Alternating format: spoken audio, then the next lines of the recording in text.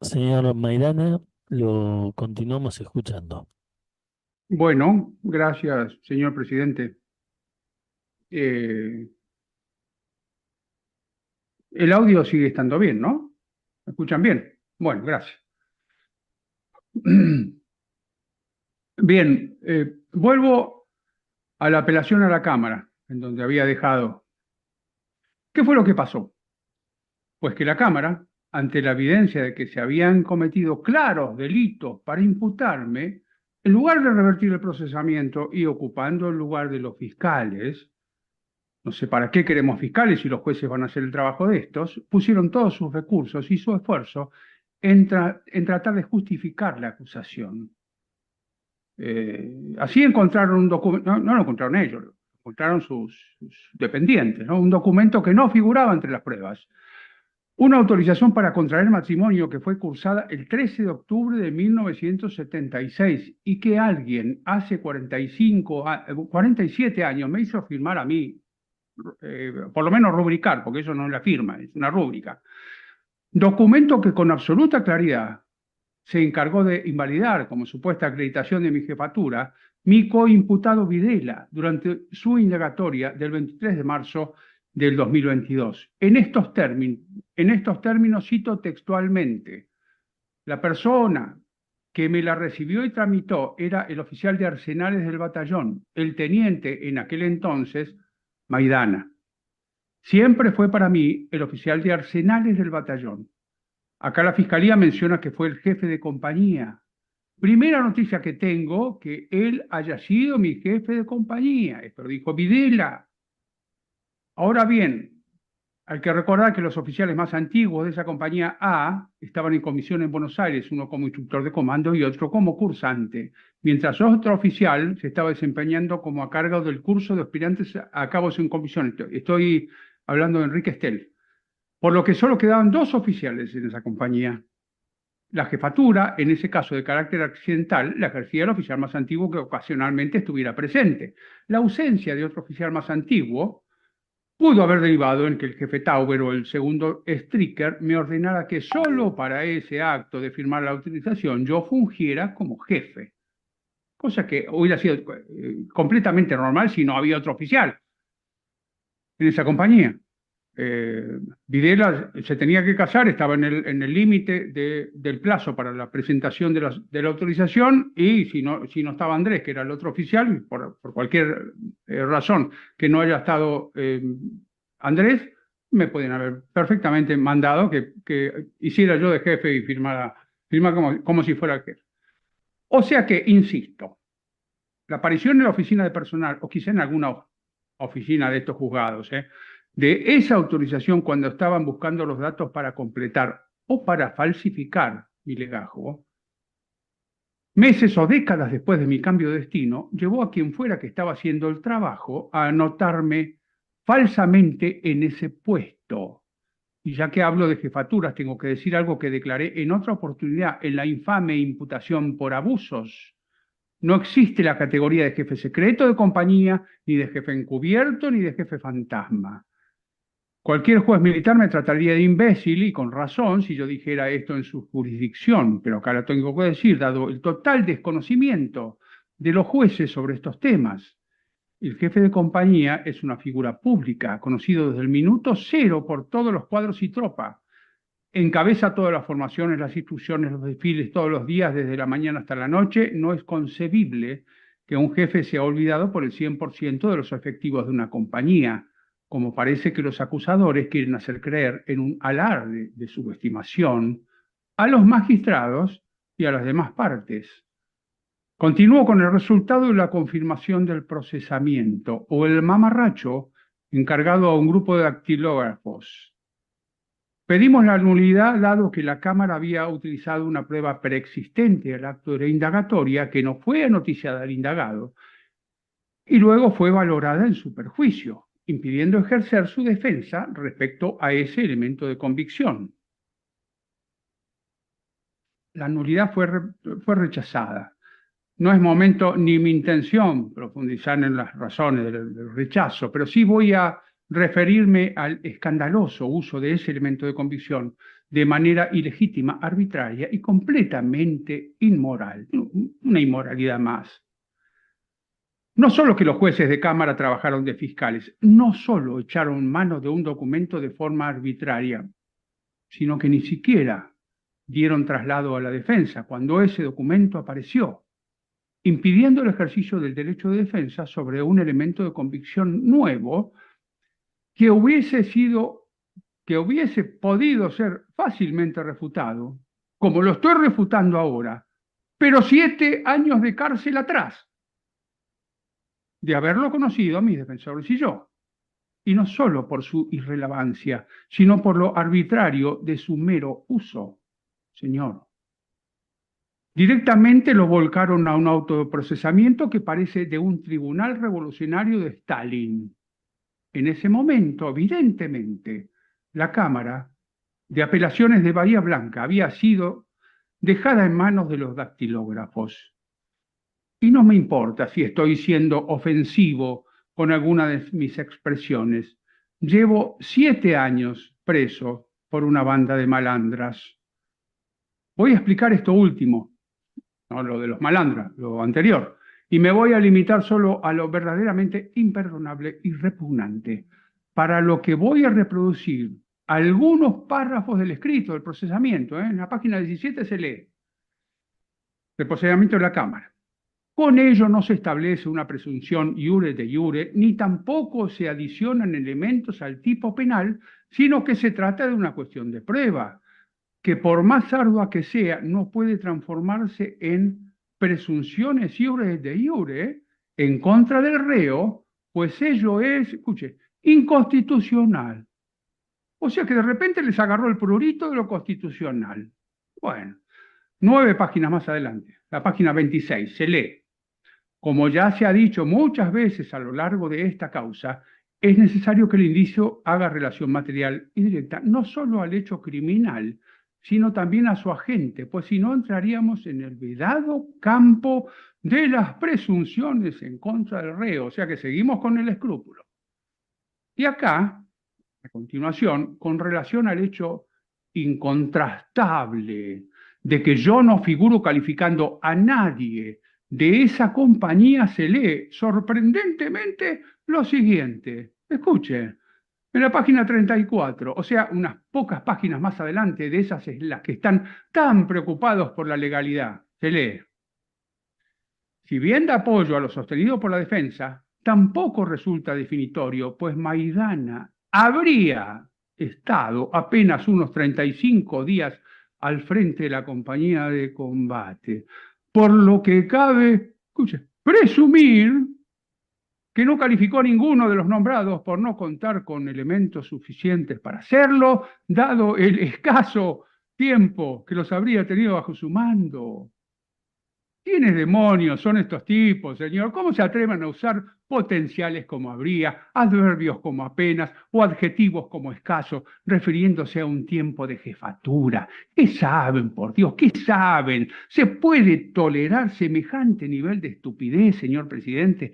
Vuelvo al artículo 18 de la sabia Constitución Nacional, que tras un siglo y medio de vigencia se resolvió ignorar olímpicamente para producir estos juicios y que intenta evitar que la justicia se ponga en manos de imbéciles y de ignorantes como los que redactaron este espanto. Encima escriben presumir, señor. Escribieron Señor Maidana, presumir. Sí, señor. no lo voy a volver a interrumpir en su declaración, pero sí le voy a pedir que modere los términos. Bien, señor presidente. No es necesario de ninguna manera Los para insultos, sí, señor. expresar los insultos. El nivel de Bien. tolerancia eh, no puede, a ver, yo entiendo que usted lleve un tiempo de detención y que a su forma de 7 años y verlo medio, señor. Sí. eso sea indignante y eso le justifique a usted un montón de cosas. Pero la educación no tiene por qué estar excluida. Si usted quiere que lo No, traten sí, como un señor. Está señor, bien. si usted quiere que lo trate este tribunal como un señor, tiene que comportarse como tal también en su lenguaje. ¿Mm? Sí, señor, pero Así hasta que ahora me han tratado como un genocida, señor, ¿eh? le agradezco, no, no, usted acá tiene una presunción de inocencia que se le respeta, como todos los Sí, imputados. por la cual hace 7 años que estoy preso. Constitucionalmente se le respeta. Las distintas instancias que usted está explicando en su declaración, que ha recorrido y en la cual se han insumido esos años, no son de revisión de este tribunal. Este tribunal no es de revisión, es un tribunal de juicio.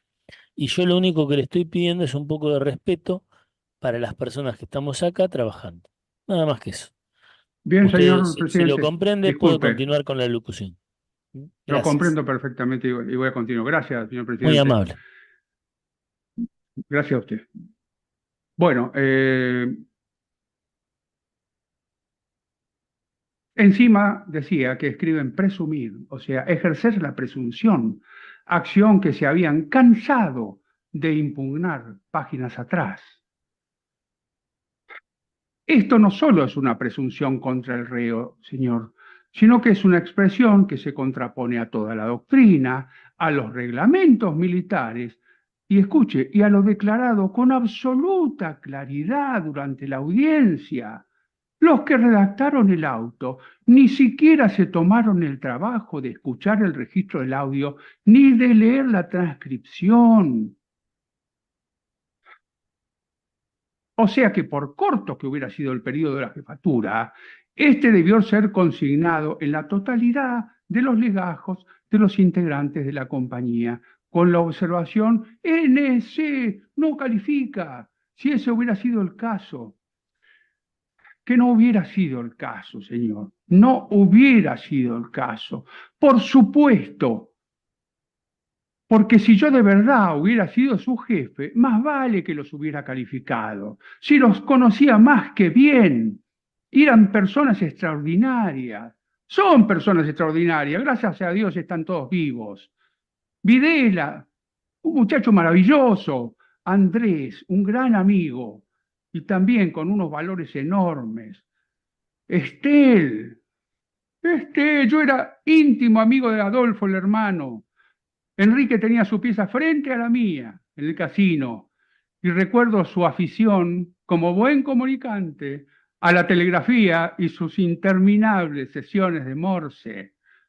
No me extraña que haya hecho la brillante carrera que hizo, que sea un héroe de Malvinas y que tenga hijos en el Ministerio Público, que entraron por la puerta grande, por concurso y por mérito, como se debe. Y por supuesto que los hubiera calificado. Y hubiera sido un orgullo calificarlo. Y hubiera sido un honor mandarlos. Honor que lamentablemente no me fue concedido. Eso de los periodos breves se puede verificar en todos los legajos militares, incluso el mío.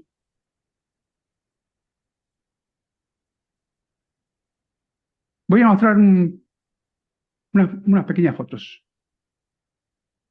Miren,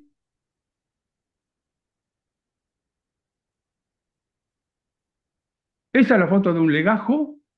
Este legajo es creo que es de Brunello, este legajo, sí, es de Brunello, en el cual, ustedes ven ahí abajo, la sigla NC, que significa no califica, según las cuales este señor Viñones no lo calificó después de haberlo tenido 2 meses y 5 días bajo su mando, por alguna razón, seguramente, fíjense, este segundo jefe y comandante de Estado Mayor, o sea que tenía miles de efectivos bajo su mando, a Brunello no lo debe ni siquiera haber conocido. Pero bueno, por esa razón no lo calificó. Pero las razones son muy disímiles. Acá otro legajo de un señor, este es un subteniente Fernández, no figura ahí, pero bueno, es de Fernández, porque estaba en la compañía de Laules, en la cual un señor coronel Phillips tampoco lo califica, después de tenerlo 1 mes y 28 días bajo su mando, porque seguramente tampoco lo conocía. Phillips era jefe de cuerpo de cadetes, o sea que tenía 800 cadetes, de los cuales puede haber conocido a 20. No era Napoleón ni Darío, que conocía a sus 10.000 inmortales. Bueno, este legajo es mío.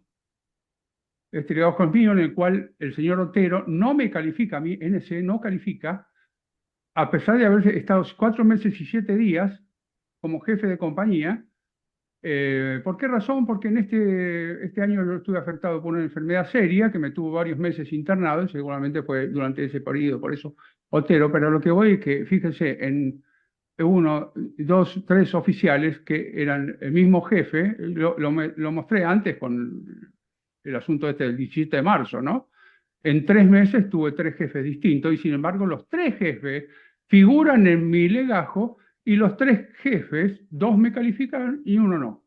Bien, la siguiente, esta foto también es mía y en un periodo de 6 días, tanto Marjanov, que era el segundo jefe, como Mansueto Swensen, que era el jefe, tampoco me calificaron después de 6 días de tenerme bajo su mando.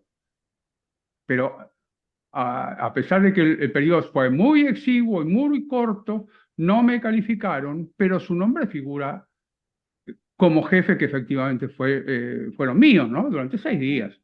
Bien. Y acá otro oficial, que este tiene que ser, Rey Pardela el jefe, o sea que este es Menchaca, que era un oficial de intendencia. También el mismo caso del de Fernández, que el jefe del cuerpo de cadetes no lo califica después de haberle obtenido un mes y 28 días, seguramente porque no lo conocía.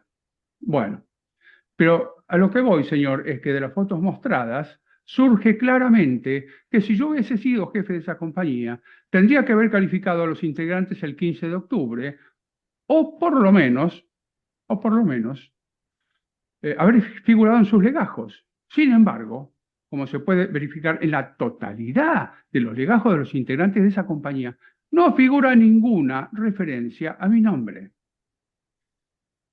Respecto a la aparición de la autorización para casarse, ni siquiera debería referirme a eso, dado lo repugnantemente arbitrario de ese uso en contra mío. Pero como tengo ya sobrada evidencia de las imparcialidades que se han verificado, lo voy a hacer de forma muy sucinta. Yo no firmé ese documento por haber sido jefe de esa compañía, sino que fue al revés. Cuando llenaron la hoja del legajo en la oficina de personal del batallón o en cualquier otro sitio, me pusieron falsamente en ese cargo porque vieron ese documento con mi firma. Cuando hable sobre la pericia gráfica, voy a completar esta idea. Y el último horror que se consigna en el auto es como para agregarlo a una nueva historia universal de la infamia. Dicen los dactilógrafos que la anotación sometida a pericia solo demuestra haber sido adulterada en la fecha, pero no en el texto. Sí, señor. Parece que 5 días para estas personas puede ser lo mismo que 35 o que 180. Parece ser que un documento falsificado es lo mismo que uno que no lo está. Es increíble que parte del déficit fiscal de nuestro país sea debido a los sueldos que se le pagan a estas personas. En el ejército hubieran durado 15 minutos, como empleados míos hubieran durado 10. Ahora paso a referirme al documento adulterado y en particular a la pericia practicada sobre el legajo.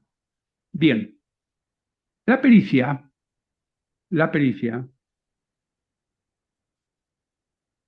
tanto la de parte del perito Petersen como el oficial de la Policía Federal, a cargo del auxiliar María Luján Radavero, coincidieron en varios aspectos que por otra parte eran muy obvios. Primero, que efectivamente la anotación correspondiente al mes de la supuesta asunción de la jefatura había sido borrada y sobreescrita. Esto es, en buen romance, adulterada, falsificada, a pesar de que esas palabras no son empleadas en el dictamen oficial. En ese dictamen oficial tampoco vuelcan a las conclusiones, algo que en el desarrollo surge con claridad, que la adulteración se había escrito con otra tinta. Sin embargo, en este debate oral, la perito Radavero confirmó la adulteración usando esa palabra, pero sin poder acreditar su carácter criminal, ni la oportunidad de su ocurrencia. Segundo, existen clarísimas alteraciones en el papel, reza un dictamen, lo que nos indica que no hay forma de que la falsificación haya sido inadvertida por los sujetos que están a punto de privar de la libertad a una persona basándose únicamente en ese documento. Tercero, que había sido sobrescrita por un puño de escritor distinto a los otros dos, que habían escrito el resto de la hoja. Hay diferencias entre los dos dictámenes en este sentido. Uno no lo da por seguro y otro sí. Cuarto, que había sido escrito con una tinta distinta del resto de la hoja, esto es, con un elemento escritural distinto. Ambas pericias son coincidentes en este ítem. Quinto, que no era posible determinar qué había escrito originalmente debajo de la nueva escritura. El dictamen oficial ensaya una presunción, pero sin asignarle ninguna certeza. Sexto, que no se correspondía con otras correcciones de esa y otras hojas que daban cuenta de una posible corrección en el mismo momento para subsanar un error y que eran hechas por el mismo puño y con la misma tinta y sin mostrar tanto celo en el borrado de lo escrito. Séptimo, que no era posible determinar la antigüedad de las adulteraciones. Bien, esto sucintamente es lo determinado en coincidencia por ambas pericias. Ya tuvimos ocasión de escuchar en este debate al apellido Radavero, que despejó todas las dudas. En principio, hay que decir que del punto 1, el que confirma la adulteración justamente en la fecha en la que se basan todas las imputaciones, ya se puede deducir lo siguiente. Primero, que se cometió, sin ninguna sombra de duda, el delito descrito en el artículo 292 del Código Penal de la Nación, el que hicieran todo en parte un documento falso de adulterio uno verdadero, de modo que pueda resultar perjuicio, será reprimido con reclusión o prisión de 1 a 6 años si se trata de un instrumento público, bla, bla. Segundo, que la adulteración o la mera utilización del documento fraguado fue en perjuicio de una persona. 7 años y medio de prisión parece constituir un perjuicio suficiente. Si no para ustedes, excelentísimo tribunal, por lo menos para mí sí. Tercero, que el delito lo cometieron funcionarios públicos con abuso de sus funciones. Artículo 298 del mismo código. Cuarto, que aún sabiendo que el legajo estaba adulterado, los agentes insistieron en las imputaciones y encontraron en el ocultamiento de la prueba el único recurso posible para mantener ignorada la maniobra ilegal, evidenciando un inconcebible desapego a la ley y a las más elementales normas morales y humanas. 5. Y todo lo anterior, tratando de soslayar el hecho de la segura adulteración intencional perpetrada por los mismos agentes o sus socios, como queda dicho, la mera utilización torna irrelevante si lo falsificaron ellos u otra persona. Artículo 296. Solo se transforma en el quebrantamiento de un imperativo moral que a esta altura no parece conmover a los agentes del Estado. De los puntos 2 y 3, que había sido sobrescrita por un puño escritor distinto de los otros dos que habían escrito el resto de la hoja, y que había sido escrito con una tinta distinta del resto de la hoja, se puede inferir lo siguiente. Primero, que el borrado mecánico y posterior sobreescritura no se realizaron para subsanar un error cometido en el momento, que hubiera sido corregido por el mismo puño y con la misma tinta, como ocurrió en otros sitios de esa hoja y siguientes, sino que se hizo por otra persona y en otro momento y lugar. Por otra parte, debo decir que si un error se hubiera deslizado en el momento de escribir y no hubiera sido advertido y corregido en el acto, pues nunca más se hubiera corregido, ya que no hay todo el tiempo personas dedicadas a corregir errores en los legajos. Nuevamente, un juez militar se mataría de risa. Por otra parte, era mucho más evidente el error referido a la fecha de pase a la sección arsenales, que ya referí con detalle, que sin embargo se mantuvo incólume hasta hoy, al punto de haber sido volcada la anotación errónea al requerimiento de la Fiscalía como si fuera correcta. Segundo, que la tesis de la adulteración intencional, con el solo propósito de conseguir una imputación, adquiere aún más verosimilitud. No se corrigió ningún error en el momento. 40 años después, ante la inconsistencia de una anotación, ya sea por lo corto del periodo, que es lo más probable, o por lo largo, lo que haría impracticable una evidencia dada la superposición con anotaciones de otros jefes, los agentes del Estado optaron por producir o promover una adulteración. La clarísima intención de ocultamiento reiterada hasta en instancias judiciales abona aún más este supuesto. En cuanto al punto número 4, que he consignado que no era posible determinar qué había escrito debajo de la duración, se puede decir que cualquiera que haya sido el número romano escrito debajo del 9 falso que se lee, eso torna en aún más inconsistente e impracticable una imputación ya viciada por el cúmulo de otras evidencias de que esa anotación era falsa, como ya referí abundantemente. Si a esto le agregamos todas las demás acreditaciones que extensamente referí de la falsedad lisa y llana de toda la anotación y aún de toda la hoja, de hecho vemos que todo se reduce a una intención claramente criminal de realizar una imputación y una condena anticipada de hasta ahora 7 años y medio en perjuicio de un justiciable y en ejercicio de una inaudita persecución política. O sea, la anotación es falsa y los fiscales lo sabían, la fecha está adulterada y los fiscales también lo sabían. Me encantaría escuchar sus justificaciones. Esta última circunstancia me lleva nuevamente a referir algo por lo que cualquier juez militar me echaría de su sala. Como ya dije, no existe la categoría de jefe secreto, ni oculto, ni fantasma. Tampoco existe ninguna unidad, ni subunidad, ni elemento que tenga 2 jefes, ni 3. Hay un principio elemental de la estrategia que se llama principio de la unidad de comando. Este, junto con el principio de masa, de sorpresa, de movilidad, etc., además de ser común a todos los estudiosos del tema, no puede ser ignorado por ningún militar. Significa que cada elemento tiene un jefe y no más de uno. El general Abuel, con mucha más solvencia que yo, aludió a este principio en su intervención. En este juicio, que no tiene ni jueces, ni fiscales, ni defensor oficial que sean militares, por eso sabio el artículo 18 de la Constitución Nacional, no hace falta que yo que se lo recuerde. Parece que se pueden asignar a la misma compañía 3 jefes en el mismo momento. Un disparate, un disparate. En efecto, el 15 de octubre del 76, la compañía A tenía su jefe real, que había salido en comisión, sin entregar la jefatura. Pero el mismo día, 15 de octubre, para los agentes de la acusación, esa compañía tenía otro jefe y que en su carácter de jefe accidental debió imponer calificaciones por la transitoria ausencia del jefe real.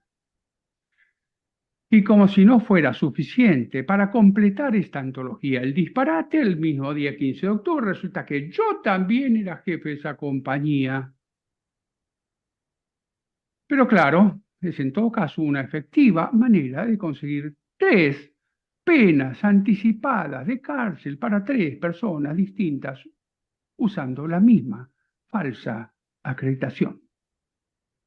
La violación de la Constitución no solo produce que militares se hagan cargo del gobierno, también produce que funcionarios infieles se pongan en cabeza de acusaciones ilegítimas, mentirosas y fraudulentas, como las que me hicieron a mí y por lo que hasta ahora se desprende de este debate, a la totalidad de mis compañeros del batallón.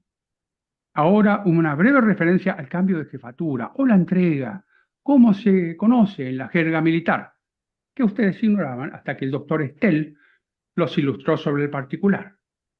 El jefe de una compañía, que como ya dije es una persona pública, conocida por todos y que comparte todos los días muchas horas con sus cuadros y tropa, tiene a su cargo la compañía, a su cargo en 2 sentidos. A su cargo en el sentido de que todo el personal le responde y obedece, y a su cargo en el sentido de que todo el material, instalaciones, edificios, armamento y equipo es depositado en sus manos para su mantenimiento y custodia. Por eso la entrega de una compañía o de una sección o de un batallón implica la confección de innumerable documentación, inventarios, actas, listas, no es un tema menor. Además, la puesta en funciones de un nuevo jefe implica una ceremonia, justamente a la que hizo alusión el doctor Estel en su indagatoria. Y también refirieron el señor general Lahuel, el coronel mayor Jiménez Corbalán y el teniente coronel Eduardo Carrera.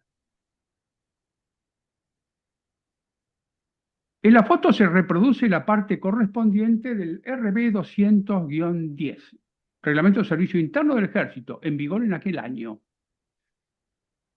En estos párrafos se establece lo reglamentario respecto de la puesta en funciones de en este caso, un jefe de unidad, o un comandante que es puesto en funciones por otro comandante. Y en este caso que sigue, es los jefes de su unidad, pero en realidad la fórmula y la formación son coincidentes en los dos casos.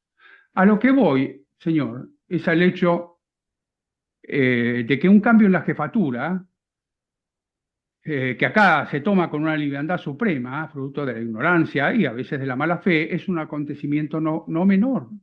Y el hecho de que haya una formación, una ceremonia, un acto protocolar de reconocimiento y puesta en funciones, aparte de lo meramente burocrático que ya enumeré, implica que difícilmente el personal de la compañía no lo registre y mantenga en su memoria.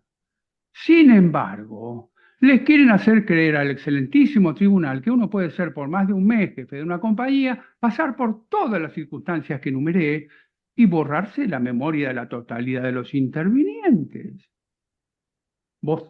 Borrarse la memoria de algunos soldados no sería sorprendente, aunque dudo de que alguno de los aquí presentes haya olvidado, por más tiempo que haya pasado, quién fue su primer jefe en un juzgado, en un bufete o en donde sea que hayan conseguido su primer empleo.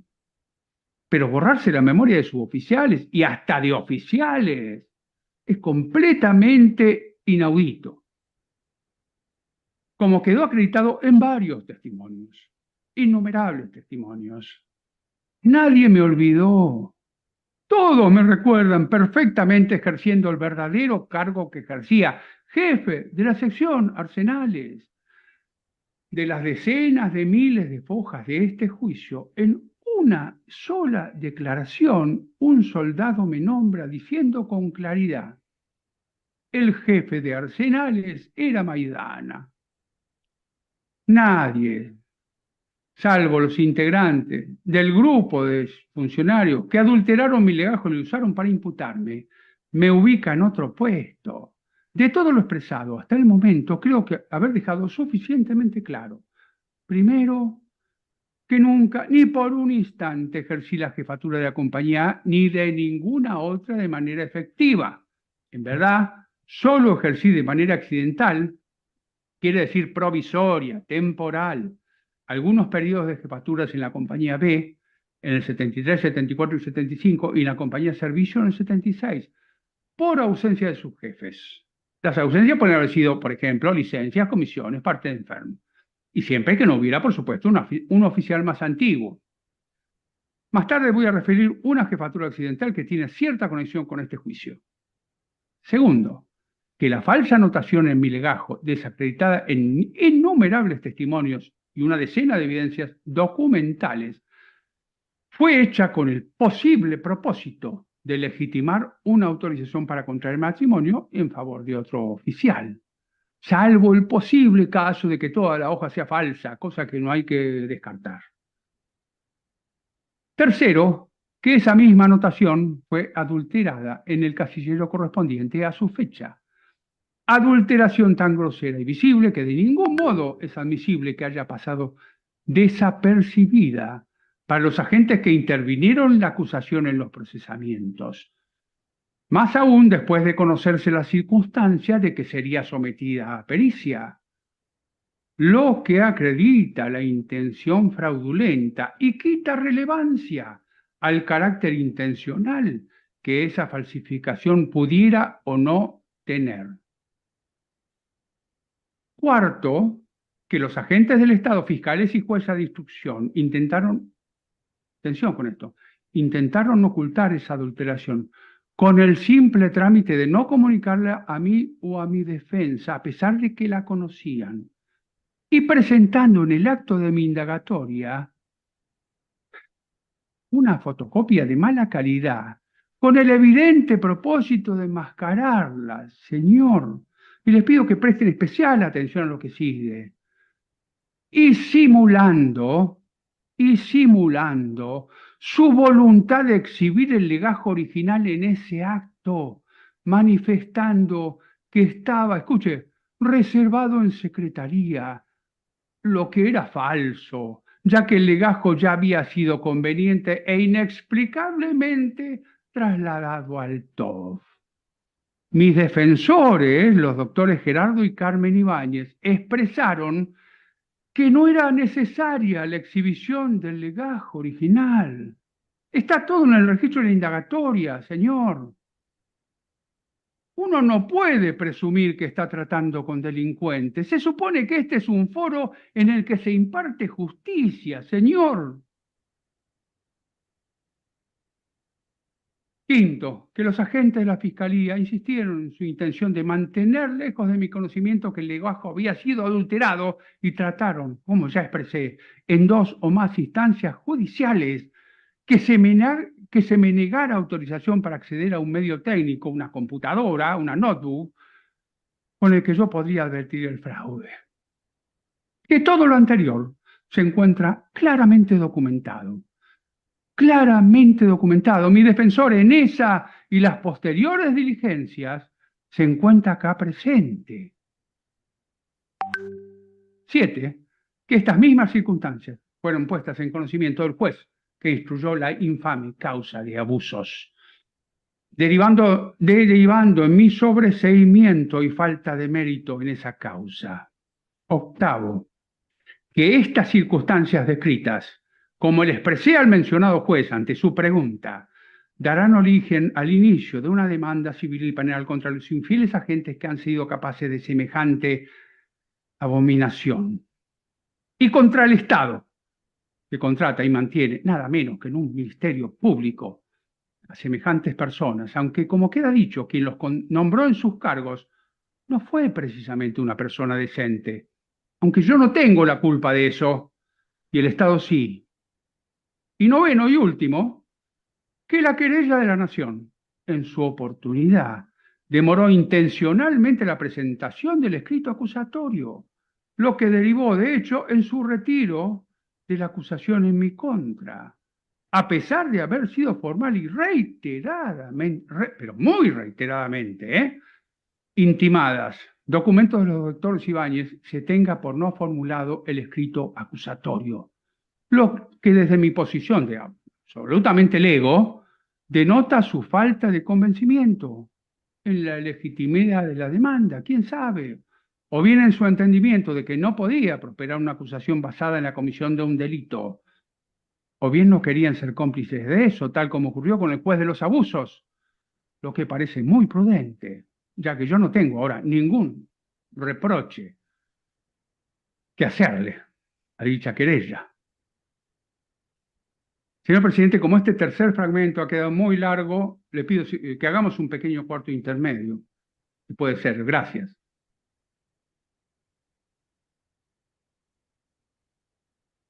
Si Mire, quiere, seguimos, ¿eh? sí, vamos a seguir en media hora más y luego de eso vamos a cortar la jornada. Gracias. Bien. Eh, bien. Habiendo terminado con esta parte introductoria, voy a pasar a referirme a las supuestas víctimas. Y mi calificación de supuestas no es caprichosa, señor. Por este debate hemos visto pasar todo tipo de víctimas, víctimas reales, víctimas imaginarias y gran abundancia de víctimas falsas. Además, no se puede soslayar el hecho de que figuran en la acusación personas cuya mera existencia no ha podido ser acreditada. Aunque parezca mentira, mis compañeros del batallón y yo estamos acusados de secuestrar a un tal, escuche, hermano de Pedro Martínez. Parece que 47 años y algunos juicios anteriores no han sido suficientes para averiguar si ese hermano de Pedro Martínez fue una persona real o no. Y si no sabemos si existió el hermano de Pedro Martínez, me imagino que igual celo se habrá empleado en averiguar si Pedro Martínez fue una persona real, igual que otras decenas o cientos de presuntas víctimas. Entonces, no solamente el supuesto hermano de Pedro Martínez es un sujeto de existencia dudosa. En verdad, todas las víctimas que no han prestado declaración, las que lo han hecho sin control de las defensas, o sea, todas, las que lo han hecho en otros juicios, con otros imputados, las que lo han hecho en otros juicios y sin justificación aparente, no han sido convocados a este. Todos son víctimas supuestas.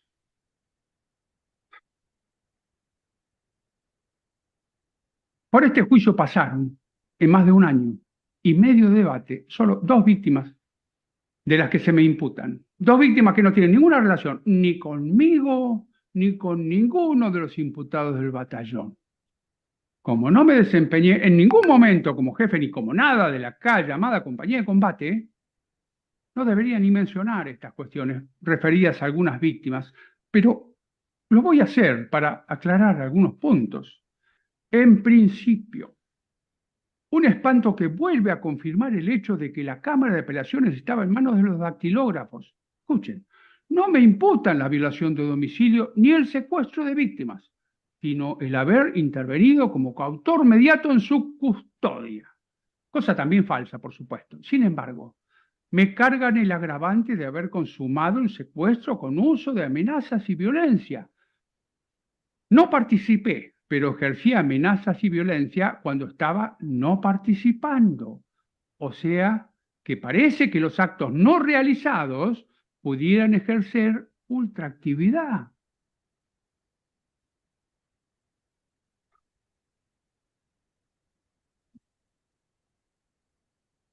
Esta gente trabaja en juzgado, señor.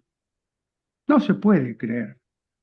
Aunque ya sabemos que enmascaran su propio carácter con una pretensión de torpeza, que es en todo caso, o de ignorancia, que es en todo caso menos reprochable, menos punible.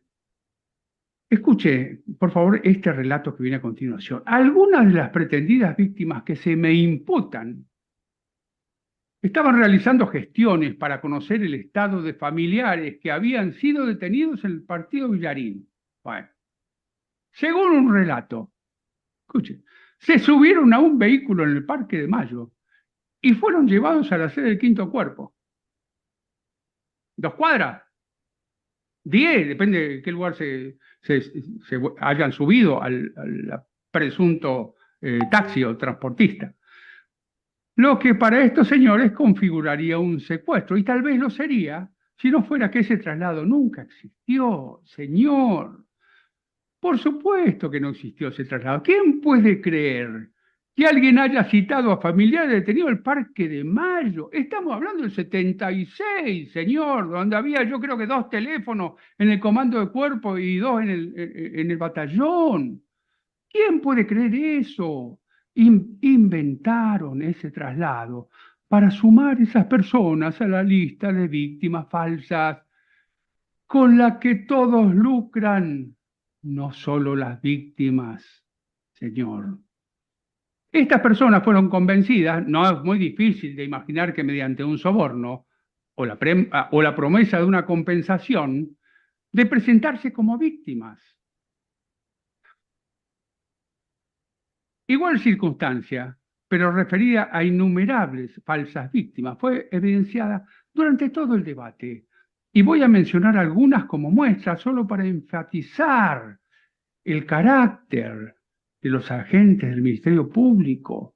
Me voy a referir brevemente a Lilian Noamí La Rosa, víctima presuntamente real, pero con matices destacables, cuya privación de libertad se me imputa. No los supuestos abusos, según ya relaté, que me desvinculó el juez da Silva. A pesar de que las constancias me imputan el secuestro, a pesar de que las constancias documentales del juicio y su propia declaración, la propia declaración de la señora La Rosa, indican que fue privada de libertad por personal de la Infantería de Marina. Enorme la cantidad de evidencia de eso. La señora La Rosa, muy preocupada por cuánto le tocaba en el reparto, declaró en el juicio anterior, bajo juramento y con indubitable claridad, que había sido privada de su libertad un mes. Un mes. Sin embargo, se sabe que fue secuestrada el 9 de septiembre y liberada el 21 del mismo mes. Este es un periodo de eh, 21 menos 9, 30. No, 12. Son 12 días, no 30. Señor, la señora comete falso testimonio en un juicio penal, en claro perjuicio de personas imputadas y en algo tan sencillamente verificable como esa fecha. Y sin embargo, señor, acá hay varias personas honorables que están acusadas por otras personas por unos supuestos abusos que semejante perjura dice haber sufrido. Señor, además cito los últimos párrafos de la declaración de esta señora en la unidad fiscal. En este acto, la testigo acompaña copia del formulario de solicitud de indemnización correspondiente iniciado ante la Secretaría de Derechos Humanos de la Nación. No habiendo más preguntas para formular, se da íntegra lectura a la presente, sin tener nada que agregar, bla, bla, bla. Este penúltimo párrafo, mención de la copia del formulario, único de ese sentido del que he podido encontrar registro, es una especie de obsceno, único porque es el único en el que lo escribieron. Seguramente las supuestas víctimas han presentado el mismo, pero el tipo que escribe a máquina se lo hicieron saltear.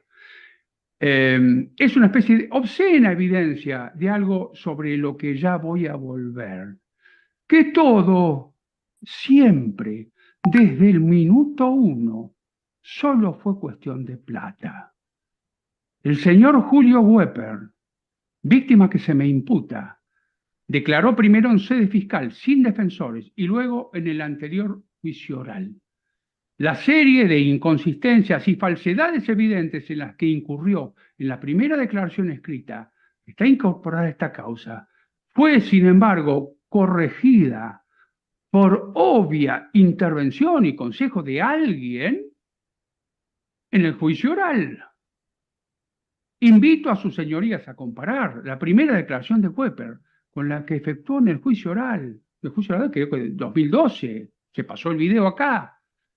La evidencia de rectificación es vergonzosa, señor. Pero hay un detalle que logra poner claramente en evidencia el escasísimo apego a la decencia que tienen algunos agentes, y es justamente su alusión a las personas que ejercían su custodia.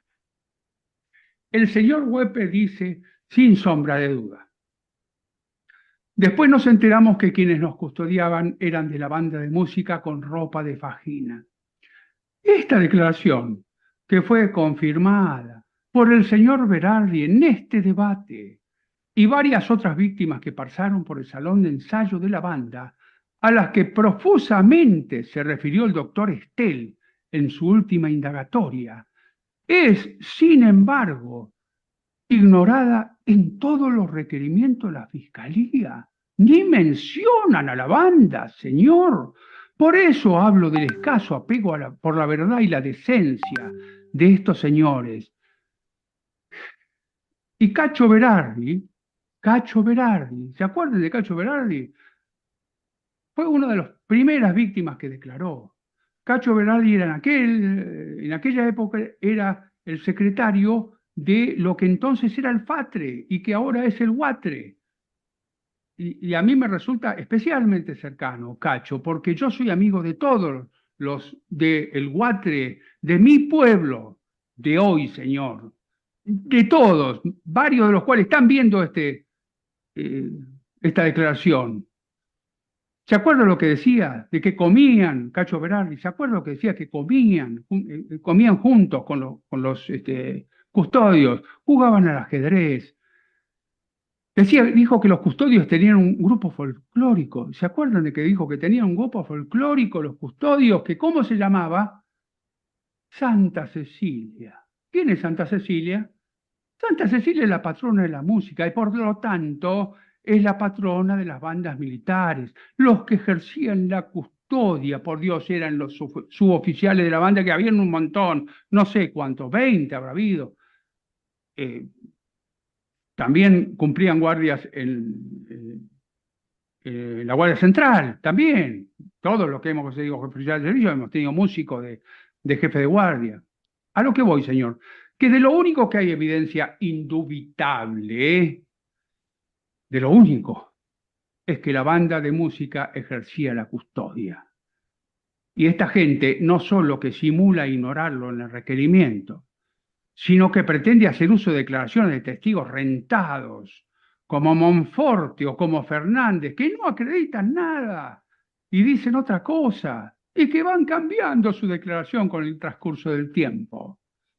Voy a transcribir un tramo del requerimiento referido a mí. Escuche. De igual manera, participó en la custodia y el manejo de las víctimas que permanecían en cautiverio en dependencia del Batallón de Comunicaciones del 181. ¿De dónde lo sacó esto? De ningún lado. Lo inventó, porque queda muy lindo en el requerimiento.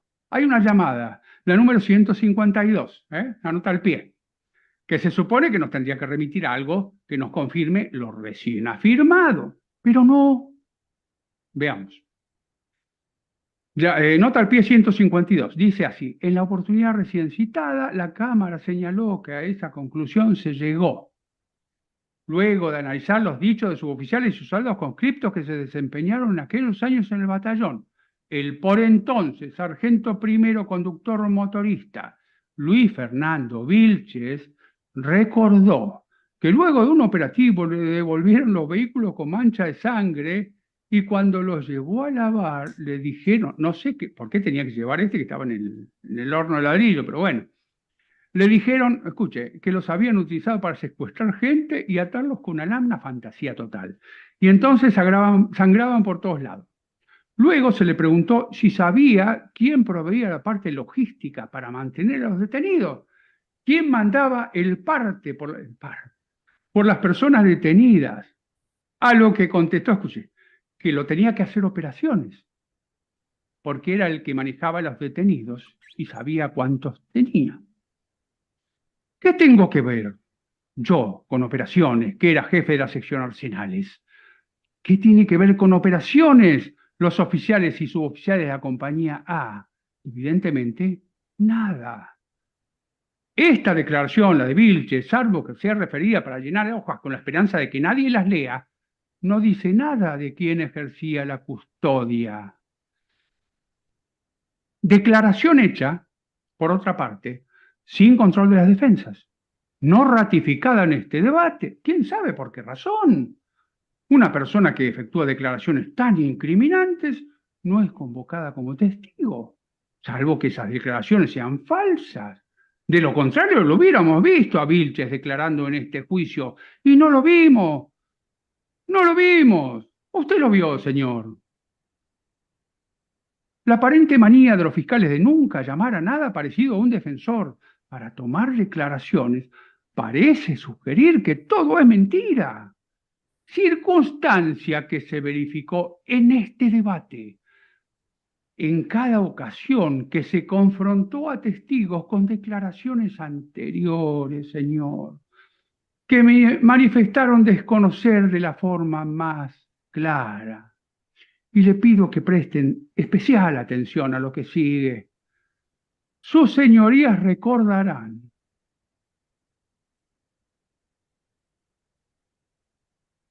sus señorías recordarán, sin duda, la declaración del soldado Badano. ¿Se Gordi, acuerdan de Badano? Que gorda. Perdona, no, Sí, hay un audio que está hay una entrando. interferencia. Ahora un segundito entiendo que es el Sí, doctor sí, Jambi. no hay problema. El ¿Ah? doctor Jan Villa. Puedo continuar, señor Maidana. Ya está Gracias, señor silenciado. presidente. Sus señorías recordarán sin duda la delegación del soldado Badano. Badano, que no quiso que su declaración se retransmitiera, ¿se acuerdan? Bueno, ha pasado tanta gente que no tiene por qué acordarse, pero lo pueden recuperar en cualquier momento. Bueno, no quiso que su declaración, y ante las barrabasadas que dijo Adano, yo le pedí a a la defensa que me consiguiera toda vez que no estaba en YouTube, por supuesto, que me consiguiera esa declaración. Y no solamente eso, sino que después le pedí que me consiguiera la declaración original que había hecho ante el fiscal Córdoba. Bueno, Badano, quien equivocadamente, escuche, dijo haber pertenecido a la compañía A, siendo que en realidad estuvo en la B. Después de 48 años, se puede haber equivocado. Estuvo en la B, la de la planta baja, la de la planta baja. Y los fiscales agregaron en su declaración la frase, escuche, de combate y antiguerrilla al nombre de su compañía. Miren, se lo muestro, señor. Ahí se ve con toda claridad enmarcado en en un rectángulo verde. Los fiscales se le agregaron. O el que oficiaba de secretario. ¿Que saben quién era? A ver, no lo puedo creer. Fermento. O sea que se le agregaron a la denominación de su compañía, que Badano nunca había dicho, por supuesto, ¿cómo va a decir eso si ni siquiera estuvo en la compañía A? La compañía A. La compañía de la planta baja, señor, era la B. El doctor San Emeterio, que ya había advertido que este tipo era un chanta, le preguntó específicamente eso. ¿Cuál era la cuadra en la que dormía o tenía su cofre o su cama? La cuadra de la planta baja. La cuadra de la planta baja.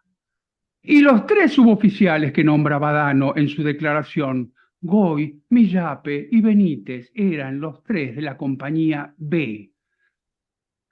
Ahí lo vemos, también nombra al teniente Esté, que no era teniente, sino era subteniente, y, no, y por supuesto que Adolfo Estel, hermano de Enrique, acá presente, estaba en la compañía B.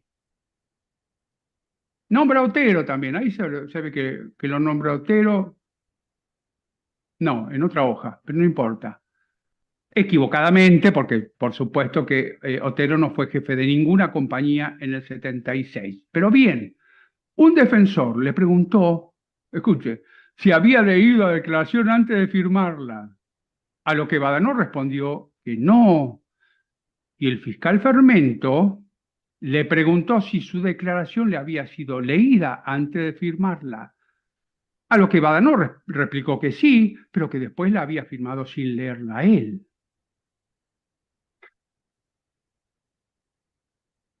Fermento sabe muy bien que fue él mismo el que, en su carácter de prosecretario ad hoc, que ejercía en ese acto, según acabo de mostrar, le leyó la declaración y no me cuesta nada sospechar que se salteó la parte de combate y antiguerrilla. No somos tan idiotas, señor. ¿Por qué insisten en subestimarnos? Es muy fácil cuando no hay defensores presentes.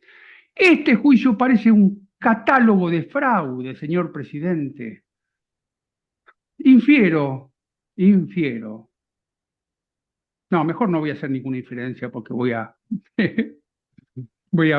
colmar la paciencia del excelentísimo tribunal. Es casi increíble que cuando declaró el señor Badano, ex desertor, nadie le haya pedido que leyera un texto para verificar que leer no es lo de él. Bueno, tengo acá que aclarar que el hecho de una ratificación por una Cámara, que como ya expresé, ni siquiera estaba en manos de los jueces, no absolve a nadie del uso de circunstancias cuya falsidad es comprobada. Solo enfatiza su carácter ilegítimo, o como ya dije, su escaso apego a la verdad. Sigo con la llamada 152, que la salté porque pasé a otra cosa. El testigo Gustavo Florencio Monforte. Monforte, ¿eh? Conscripto destinado al plano mayor del batallón, concretamente al área S3 operaciones, ponen S3 operaciones como si supieran algo, a cargo del capitán Emilio Freire. Dijo haber visto gente detenida en varios lugares del batallón, gimnasio y calabozo, recordando en particular que vio dentro de los calabozos a unos chicos muy jóvenes y un soldado de la compañía de combate haciendo guardia afuera armado. Los calabozos están a metros de la oficina del jefe de guardia. Ustedes hicieron la discusión, señor presidente. Por lo que si había alguien custodiando, era de la guardia, o sea, de cualquier compañía, incluida la Telecom. Nuevamente, una presunción fruto de la ignorancia, de la mala fe y de la inobservancia de la Constitución. En igual sentido, esto que viene ahora es maravilloso.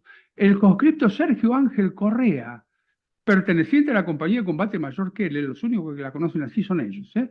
Cuando se le preguntó si vio personas detenidas en el batallón, contestó sí, escuche, por favor, sí, en la sala de armas había. No me acuerdo si era la sala donde estaban los músicos, había. Nosotros hacíamos guardia, no sabíamos quiénes eran porque estaban encapuchados, no les veíamos la cara, pero sí se distinguían que eran hombres y mujeres. ¡Wow! Este último dice cosas que son para destacar. En principio se trata de otra declaración hecha con ausencia de defensores, por supuesto, tampoco ratificada en este debate, sin razón aparente, aunque ya voy a inferir una posible razón. Le preguntaron si vio personas detenidas. Sí, en la sala de armas había. No conozco en el mundo, señor, un lugar menos idóneo para tener personas detenidas que una sala de armas. ¿Se imagina, señor presidente, el lugar en donde se almacenan la totalidad de las armas, la munición, los explosivos, todo el material sensible y peligroso? Y este dice que había detenidos. Un juez militar echaría a patadas a los que consignan esto. Otra, estaban encapuchados y habían hombres y mujeres, lo que es contrario a lo declarado por innumerables víctimas. Seguramente el supuesto soldado Correa, en caso de existir, no fue convocado a declarar este juicio, y esta es la razón que infiero, por miedo a que repitiera semejantes dislates, dada la total ausencia en este juicio de otras personas que hayan aportado algo de valor, como para destacar o como para relacionar alguno de sus dichos conmigo o con cualquiera de mis compañeros del batallón, me voy a referir a los testigos rentados, como Gustavo Florencio Monforte, nueva versión de Tom Castro, el impostor inverosímil de Borges, cuyo carácter de portavoz a sueldo de la Fiscalía y absoluta incapacidad de aportar nada creíble viene siendo evidenciada hace década y media. Sin embargo, lo han querido convertir en testigo estrella y personalmente no entiendo cómo es posible que este señor todavía no haya purgado condena de cárcel por sus sorprendentes y criminales mentiras. Pero la justicia lo va a alcanzar, inexorable, también a este señor. Como al mentiroso se lo alcanza antes que al rengo, voy a hablar de este sujeto. Cuando hace 7 años tomé conocimiento de las declaraciones de Monforte, lo primero que me generó fue desconfianza. Y el tiempo me enseñó que no es más que un farsante, un fabulador, y podría catalogarlo de mitómano si no fuera porque sus mentiras le son prolijamente dictadas por los fiscales, estos y los anteriores, mucho más los anteriores que estos, y redondea sus ingresos desde el comienzo de las causas con el consabido reparto de dividendos de los juicios de lesa, cuando en su última declaración algún defensor le preguntó si cobraba algo de algún organismo, su inicial resistencia a contestar, ¿se acuerdan? Tengo que contestar eso, dijo Monforte, seguida por la unánime objeción de los acusadores, se convirtió para un lego en objetiva confirmación de que vive de esto, a pesar de que el tribunal no consintió que respondiera. Lo hubieran dejado responder y nos hubiera quedado la duda, aunque mintiera. No lo dejaron, y a nosotros por lo menos nos confirmó que vive de esto. No hace falta que me digan que esta presunción es antijurídica. Todos sabemos que es antijurídica y nosotros sospechamos de que también es cierta. Me encantaría ver el currículum vitae de Monforte. Gustavo Florencio Monforte, profesor de educación física, testigo falso. En su declaración del juicio anterior, sobre el final, escuchen, el doctor Ibáñez le preguntó si alguna vez había regresado a Bahía Blanca, a lo que Monforte contestó, muy suelto el cuerpo, nunca. Misma palabra que ya había usado antes para contestar igual pregunta hecha por otro defensor. Los impúdicos, presidente del tribunal y fiscales, en lugar de controvertir el falso testimonio, obvio, evidente, clarísimo, no tuvieron mejor idea que cuestionar las preguntas posteriores de Ibáñez. La palabra nunca, señor presidente, no tiene dos acepciones. Yo no le conozco dos acepciones, ni se puede interpretar más de una manera. Sin embargo, después no le quedó más remedio que admitir que había regresado varias veces en las que había tomado contacto con los tribunales federales, alegando una supuesta deuda con la sociedad y su respuesta de buen ciudadano, con la que casi nos hace llorar a todos. Y nada cuesta inferir que en esas visitas fue cuando se vendió como especialista en el Batallón de Comunicaciones 181. Y también tengo que sospechar de que habrán convenido los honorarios. De hecho, no parece ni gratuita ni casual la conformación de, ¿sabe qué?, de la PDH de Olavarría, de la que Monforte fue fundador. En la misma declaración, cuando le preguntan por Stricker, Monforte titubea, dice que no lo veía casi nunca. Le preguntan si no lo veía en formaciones y contesta que no. Bien, acá debo hacer una pequeña nota referente a la figura de Stricker, un jefe al que respeté y aprecié mucho y del que mantengo el mejor recuerdo. Un militar y un hombre intachable. Aunque debo decir que nunca tuvo un gran concepto de mí, pero eso por defecto mío yo no, y no de ello, era un desastre. Bueno, era el segundo jefe del batallón durante la totalidad del primer año del servicio militar de Montfort. Tenía su oficina a 5 metros de donde este sujeto dice haber estado destacado. Encabezaba todas las formaciones de izamiento de la bandera que inauguraban las jornadas de todos los días laborables. Era la persona más conocida del batallón, mucho más que el jefe Tauber. Y era mayor, era mayor. Sin embargo, en su declaración en el juicio anterior, alguien con o sin intención le aportó un dato para ayudarlo. Le dijo, dígame, señor Monforte, el mayor Stricker tal cosa, o sea, igual que pasó en este juicio, cuando alguien del lado derecho le sopló la palabra camuflado a un testigo, le dijeron que era mayor, lo cual este Funes el Memorioso de los tribunales federales ignoraba absolutamente. En verdad, los contratantes se habían olvidado de revelárselo. Y acá se impone una pregunta, reiterar una pregunta. ¿Por qué nos subestiman tanto? ¿Por qué esa manía de tomarnos por idiotas?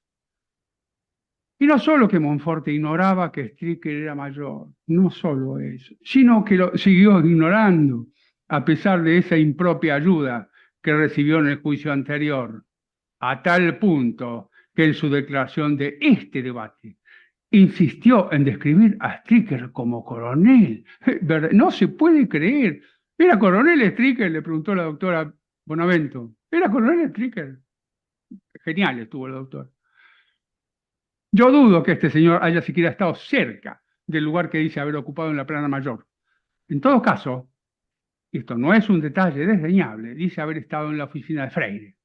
O sea, al único que le podríamos preguntar es a Freire, salvo por el pequeño detalle que murió en el 2002. De lo que no me cabe ninguna duda es de que los contratantes le dictaron todo el guión, dado que algunos detalles solo pueden haber sido extraídos de los legajos de oficiales, legajos que de ninguna manera estaban al alcance de los soldados. En cada hoja de cada legajo se lee el sello confidencial, en el margen superior izquierdo. Ustedes lo han visto en las hojas que mostré de mi legajo. Pero ahora, o en 2007, ya estaban en manos de los fiscales, al punto de poder intervenirlos y adulterarlos, como hicieron con el mío, o de usarlos para dictar el script a los testigos rentados. Hay cosas que son completamente ridículas, de las que voy a referirme brevemente. Su declaración sobre Laules, que fue variando en el tiempo, desde un inicial era mi jefe de compañía, siguiendo por un ya dictado por los fiscales, participaba en los operativos, en otra declaración, para terminar en prácticamente no tener ninguna seguridad, hizo un careo incluso, pero ninguna seguridad de todo lo que había dicho antes. Aparte de decir que era teniente primero, es su jefe, era supuestamente jefe. Cuando Laules ascendió a ese grado de teniente primero a fin del 77, o sea, varios meses después de que Monforte terminó su servicio. Todo esto es clásico de un fabulador que ni siquiera recuerda sus mentiras. La ya referida alusión a los hermanos Estel, que eran muy parecidos según Monforte, y que la realidad es que ni siquiera parecían hermanos. Yo soy muy amigo de Adolfo Estel, como ya referí, general retirado actualmente. Es rubio, de ojos celestes. Enrique, acá presente, es una de las personas menos rubias que conozco. Su declaración sobre Charles. Su declaración sobre Charles, a quien acusa de haberse llevado unos lentes y una herramienta de mano de un supuesto operativo, es completamente ridícula, aparte de infame y falsa. Es solo una más de las indicaciones de los fiscales para imputar a alguien sobre quien no podían encontrar nada, pero nada, pero nada, para privar de libertad. O bien, un tardío ajuste de cuentas por alguna rencilla contra un oficial de su misma compañía, que era el colmo de lo correcto y educado. Echar, señor. Y la madre de todos los absurdos, que revela sin sombra de duda que el libreto era dictado por los fiscales. La referencia que hace al rey Pardela en tres alusiones distintas, aunque una de ellas no fue ratificada, tal vez por demasiado disparatada en su última declaración. Y la última, a la que me voy a referir más tarde, fue declarada en la inspección ocular, si bien no bajo juramento, pero es tan graciosa que no puedo dejar de referirla. La que no fuera ratificada fue la pretendida habilidad de este oficial para saltar paredones, pero como la consigna del requerimiento, o sea que la declaró bajo juramento en ocasiones anteriores, la voy a referir porque también es muy divertida. Señor presidente, yo no sé si usted puede dimensionar el alcance de semejante afirmación. Éramos todos oficiales de entre 20 y 30 años. Algunos, como Estelo, como Echar, o como yo, habíamos hecho 8 años de escuela, entre liceo militar y colegio militar. Otros 5 y como mínimo 4 años, con una rutina de 1 hora diaria de educación física todos los días del año, con instrucción militar y acostumbrados al esfuerzo y al trabajo, al frío y al calor, al dolor y al cansancio. No había ningún gordo, ni rengo, ni enfermo, ni tuerto. Habituados a transitar la pista de combate o de infantería, aunque acá sería mejor llamarla pista de obstáculos, dado que no vaya a ser que los fiscales sean afectados por esa especie de orgasmo que los sacude cada vez que escuchan la palabra combate o infantería y me acusen de algún genocidio nuevo. No se acusen de algún genocidio nuevo. Que acá venga un farsante conchavado de los fiscales a decir que uno de nosotros tenía habilidad para saltar paredes es completamente insultante, señor. Les juro que es insultante. Yo sé que los fiscales el esfuerzo físico más grande que deben haber hecho en su vida ha sido adulterar un legajo, el susto y la disparada, le dicen en mi pueblo. Pero acá somos todos personas que durante años nos preparamos para la guerra, aunque no les entre en la cabeza, estimados señores. De ninguna manera puede Monforte haber inventado esa referencia, se la dictaron. y se la dictaron como la otra de Laules, como la de Char, por haber tenido acceso a los legajos y a las constancias referidas a Rey Pardela de su participación en torneos de triatlón o pentatlón militares en los que verdaderamente era muy destacado Rey Pardela. Lo mismo que, escuche esto, su supuesta intervención como a cargo de los perros de guerra. Cosa completamente falsa, pero que sin duda la habían inferido quién sabe quién, y así lo trasladaron a Monforte, de las constancias en el legajo médico de Repardela sobre el episodio cierto de la mordedura de un perro del que debe sin duda haber quedado registro. Rey Pardela era un oficial jefe de compañía. Rey Pardela era un teniente primero, después ascendió a capitán.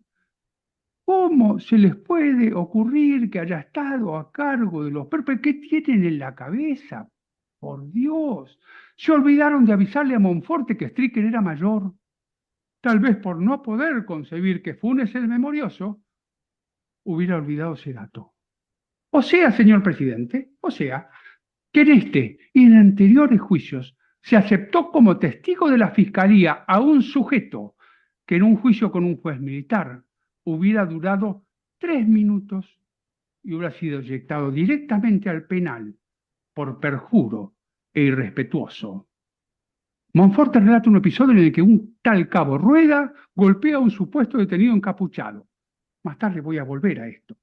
No estaría de más preguntarse por qué relata esto, que está justamente referido a alguien que parece haberse esfumado en 1980.